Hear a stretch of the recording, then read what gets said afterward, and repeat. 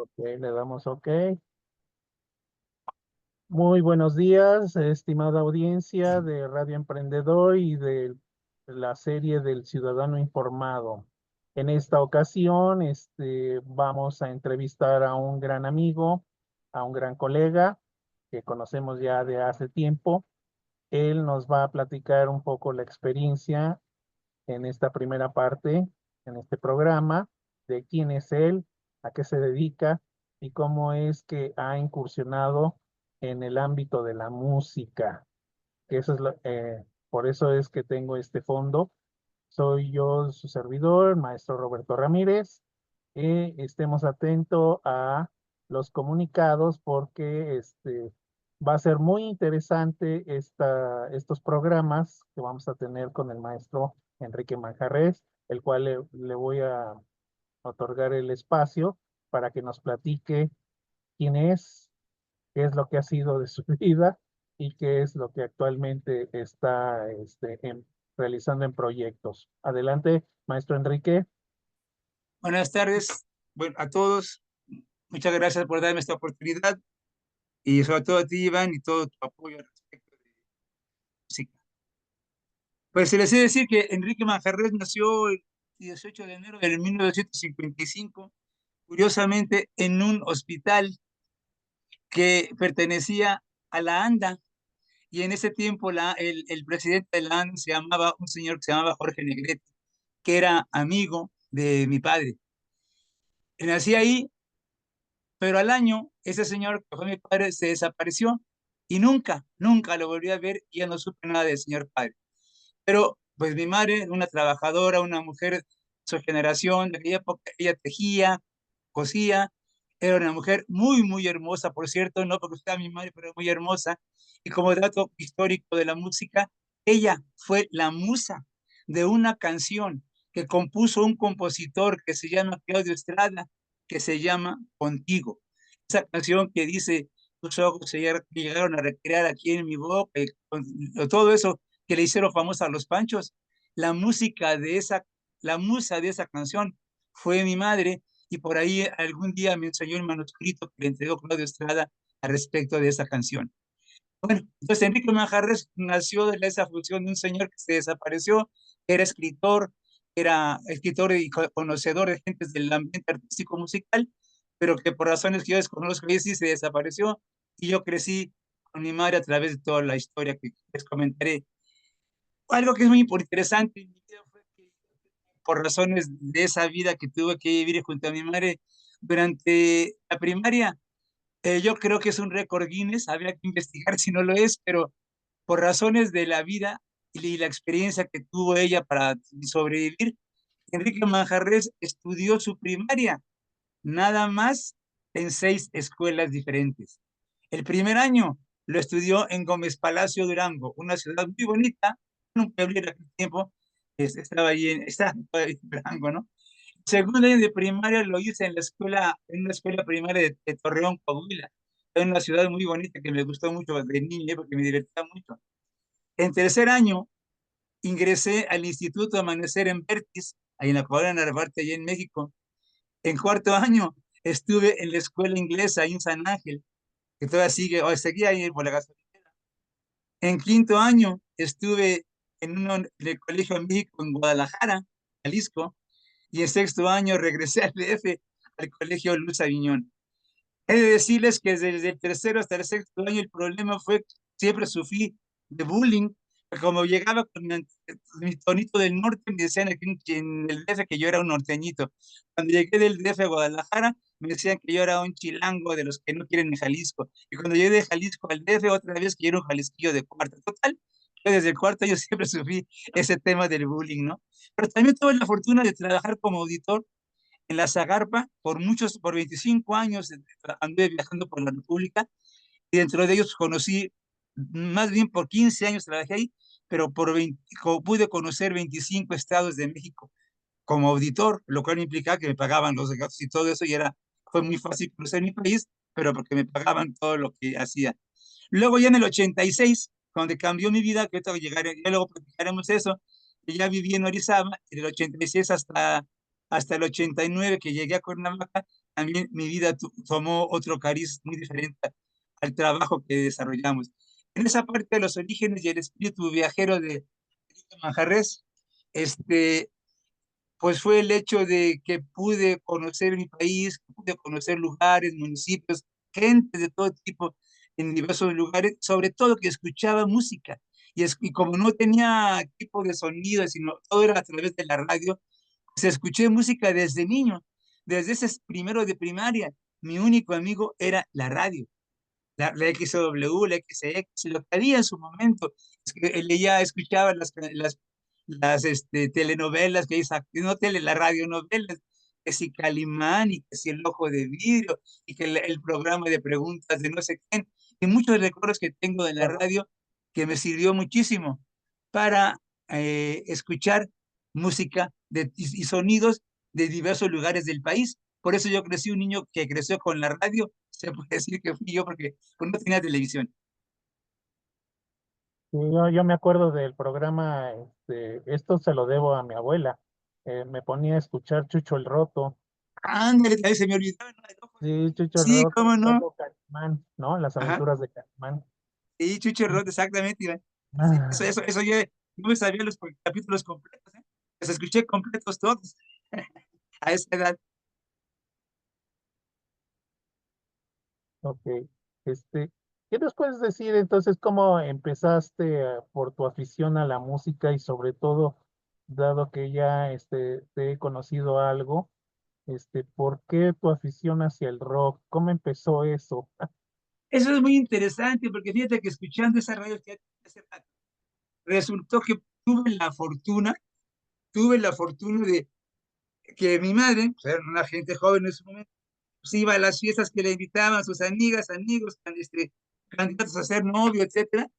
Iba yo a las fiestas de niño y ahí escuchaba las canciones de Elvis Presley, Bill Haley, a los Teen Tops y otros, los locos de ritmo, y la Sonora Santanera y todo lo que había en esas fiestas mexicanas, en todos lados era lo mismo. Y ahí iba a esas fiestas y escuchaba a esos grupos mexicanos, se puede decir, con sus covers que hacían de la música de Estados Unidos, sobre todo la música que empezaba en sus inicios con Elvis Presley y Bill Haley y todo eso.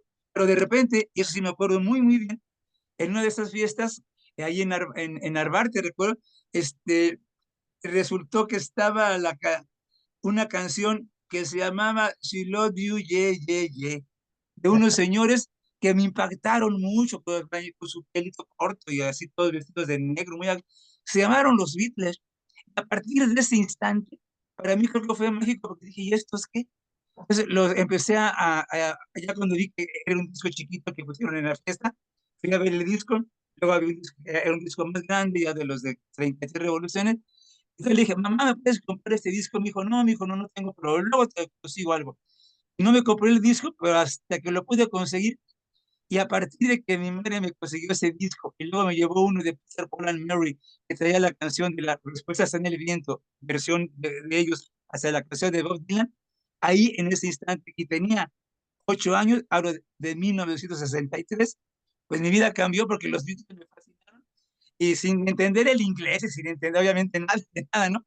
Pero el puro sonido me fascinaba y escuchaba eso, y luego escuchaba la voz aguardientosa, por decirlo menos, de Bob Dylan, y decía, bueno, ¿y estos qué onda es esa? Era muy diferente estar escuchando a la Sonora Santanera, a Carlos Campos, a Agustín Lara, José, a todo lo que yo había escuchado de música mexicana, pues cuando descubrí el She Love You, yeah, yeah, yeah, dije, yo soy de aquí. Y yo creo, esa es la razón por la que los Beatles para mí cambiaron mi vida. Oye, ¿cuál fue tu experiencia? Porque me comentabas, en una ocasión, me gustaría que lo escuchara la audiencia. ¿Cómo fue que te empezaste a acercar a grupos de rock que empezaron en los 60s, 70s, antes de irte ya a Cuernavaca? O sea, tú Ah, te sí, claro. dedicaste a promocionar, me decías, Sí, eventos musicales. ¿Cómo fue eso? A ver, lo que coméntale, por pasa favor, a la está, audiencia. este tema es muy importante porque precisamente por esos cambios de colonias, pero el parteaguas fue el vivir en Narvarte. y luego vivir en Santa Fe. Pero el vivir en Narvarte, ahí tuve la fortuna de poder conocer a gentes muy importantes que eran vecinos de ahí que yo obviamente ni sabía que era una familia que se llamaba Los Ávila, que acabaron siendo, que eran, su hermana era mi amiga ahí de la escuela, mi compañera de pupitre, que era la hermana de un grupo que luego se hicieron famosos en su nivel, se llamaban Los Babies. Pero ahí conocí a Los Babies, ahí conocí a un poeta que era un poeta rarísimo, pero muy buena onda conmigo, que se llamaba Parmenides García Saldaña, uno de los fundadores de la literatura de la onda. Luego conocí a Víctor Blanco Labra, que tenía una revista musical que se llamaba Pop, y conocí ¿a quién más? Obviamente Alejandro Lora, que fue un parteaguas en la vida de nosotros, porque bueno, él estaba más grande que yo y todo eso, pero pues, era un muchacho ahí que de los de la calle de entre Narvarte y ¿cómo se llama? Vértiz y Eugenia, y Xochicalco, esas calles de por ahí, pues ahí convivían los deportistas, por así llamarlo, y como en aquellos tiempos se jugaba fútbol de una cuadra contra la otra, en ese intercambio de cuadras ahí en Narvarte, pude conocer a esas personas, en especial a los escritores, que te digo, a Parmenides, a otro señor que luego fue famosísimo, se llamaba José Agustín. Esa gente los conocía a esa edad y era muy padre porque ellos hablaban de música, de música, de música y no paraban de hablar de música. Y fue cuando ahí ya descubrí el blues a través de ellos, porque ya entendí lo que era, no sé, Johnny Hooker, B.B. King, etcétera. Pero en ese tiempo yo nada más conocía a los Beatles y me dijeron, no, pero a mí es que los Beatles es una cosa, pero también hay esto, ¿no? Y entonces ahí tuve el contacto con esas personas y cuando ya no viví en Narvarte, aunque ya me fui a otros lugares, aunque ya me fui a Santa Fe, todo este tipo de cosas, ya la relación ya estaba hecha con ellos, pero con el tiempo no quise meterme a ese mundo y entonces empecé a hacer pequeñas fiestas ahí en la casa, luego hicimos tocadas en salones, luego inventamos el rock sobre ruedas, eso fue un concepto muy padre, el cual puedo jactarme que fui innovador, junto con Alejandro y otro cuate que se llamaba, Pedro Ramírez, creo, y agarrábamos un tortón, estuvimos en el parque con un aparatito, unas conexiones y a recorrer la ciudad, solo pidiéndole luz a cualquier ciudadano que sí te ponía en la luz, a tocar rock and roll ahí. Ese tipo muy contestatario, antes de la represión, sí se alimentaba la mano del gobierno sin mayor problema, hasta que después, por ese mismo rock sobre ruedas, hubo un momento donde el último concierto, que fue ahí cerca de lo que la colonia Morelos, sí ya llegó gobernación y nos dijo, ¿sabe qué? Ustedes le vuelven a mentar la madre al presidente y se van a la cárcel, ¿eh? Y ya no se volvió a hacer eso, al menos en esa época, todo lo de los 70, principios de los 70, ¿no? Todavía existía el nombre como grupo, todavía no era Three, no era Three Souls in My Mind. Y entonces, a partir de ahí yo dije, bueno, pues sí, qué padre, como no tenía dinero, pues yo quería ayudar a mi madre a tener dinero. Entonces tuve dos opciones, una, organizar fiestas, y la otra, ya viviendo ahí en Santa Fe, conocí un señor que tocaba música de bohemia y que yo le acompañaba a las cantinas a cantar canciones. Ahí sí, todas las de José Alfredo, todas las que no me gustaban, pero yo me tuve que aprender a fuerzas, ahora sí que por hambre, tuve que aprender todas las de los cantos, todas las de los haces, todas las de los tiros, pero en ese entorno fue cuando fui conociendo a las personas, cuando me di cuenta que yo podía hacer algo que me quitara un poco de dinero, que aunque no fuera el músico que estuviera presente ahí en el escenario, sí desde afuera yo podía hacer algo de dinero o de contactos. Ahí fue donde me di cuenta que sí había manera de hacerlo, pero había que trabajar mucho en aquellas épocas para ganarte unos pesos. A través de la música me refiero, y en especial del rock. El rock en los 70, después del 71, se satanizó el rock mexicano, entonces no hubo oportunidad. 71 hasta que se fue Echeverría, la peor época para el rock mexicano. Ya nos mandaron algo. Ok, muy interesante, muy rico de veras esta experiencia de vida que nos estás compartiendo, Enrique. Yo creo que la audiencia, parte de ella, pues, que somos de esa generación de los baby boomers, de lo que vivimos en la Ciudad de México, lo que se dio. eh, yo creo que en el siguiente programa me gustaría que nos platicaras un poco de lo que viviste con respecto a esos famosos hoyos funky que se Claro, sí, crearon sí, en sí. la Ciudad de México. Por lo pronto, terminamos ahorita este programa y recordarles a nuestra audiencia que sigan con nosotros en Radio Emprendedor, el ciudadano informado. Muchas gracias por su atención. Gracias a ustedes.